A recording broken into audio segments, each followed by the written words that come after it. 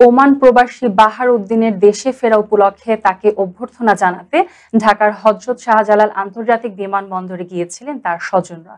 তবে ফেরার পথে এক দুর্ঘটনা কেড়ে নিল তার স্ত্রী, কন্যা সহ পরিবারের ৭ সদস্যকে।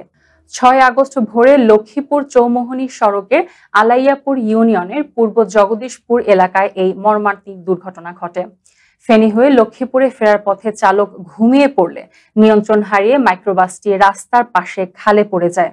ঘটনাস্থলে একই পরিবারের নারী ও শিশুসহ ৭ জন নিহত হয়েছেন।